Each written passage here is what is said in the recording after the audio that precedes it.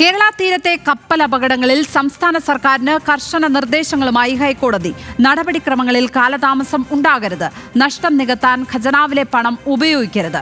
വേണമെങ്കിൽ amicus curiae നിയമിക്കാം എന്നും കോടതി അറിയിച്ചു.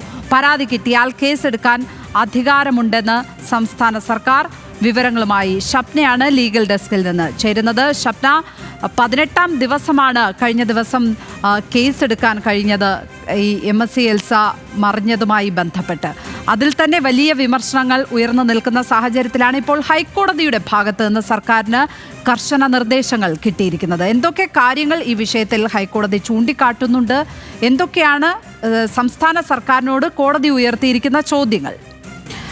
ലക്ഷ്മി, ഈ കൊച്ചിയിലെ കപ്പലപകടവുമായി ബന്ധപ്പെട്ടായിരുന്നു ഹൈക്കോടതി ഹർജി പരിഗണിച്ചത്. ആദ്യവേളയിൽ ഹർജി പരിഗണിക്കുകയും കൊച്ചിയിലെ കപ്പലിൽ ഉണ്ടായിരുന്ന വസ്തുക്കൾ സംബന്ധിച്ച് വിശദമായ വിവരങ്ങൾ പൊതുജനങ്ങളെ അറിയിക്കണം എന്ന് കോടതി നിർദ്ദേശം നൽകുകയും ചെയ്തിരുന്നു.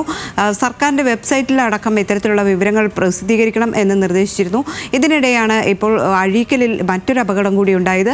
തുടർന്നാണ് ഇന്ന് അടിയന്തരമായി ഈ വിഷയം കോടതി വീണ്ടും പരിഗണിച്ചത്.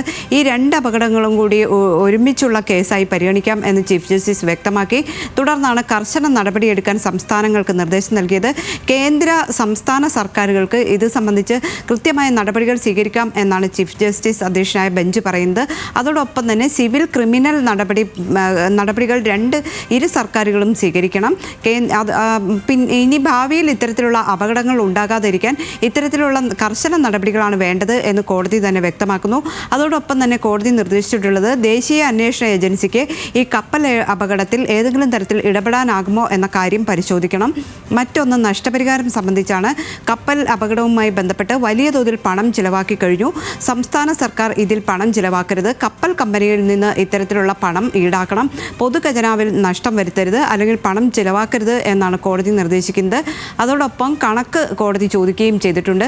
ഏത് തരത്തിലാണ് പണം ചിലവഴിച്ചത്, എത്ര രൂപ ചിലവാക്കി എന്നത് സംബന്ധിച്ച് അറിയിക്കണം എന്ന് കോടതി നിർദ്ദേശം നൽകിയിട്ടുണ്ട്. ഈ സംസ്ഥാനത്തിന് കേസെടുക്കാൻ അധികാരമുണ്ട് എന്ന് AG ഇന്ന് കോടതിയെ അറിയിക്കുകയും കേസെടുത്ത വിവരം അറിയിക്കുകയും ചെയ്തിട്ടുണ്ട്. ഏതായാലും 19ാം തീയതി ഹർജി വീണ്ടും പരിഗണിക്കും. അപ്പോൾ ഇത് സംബന്ധിച്ച് ചിലവഴിച്ച തുക എത്ര എന്നത് സംബന്ധിച്ച് കോടതിക്ക് വിശദാംശങ്ങൾ നൽകണം എന്ന് വ്യക്തമാക്കുന്നു. മറ്റൊന്ന് അമിക്കസ് ക്യൂറിയെ നിയമിക്കാമെന്നാണ്.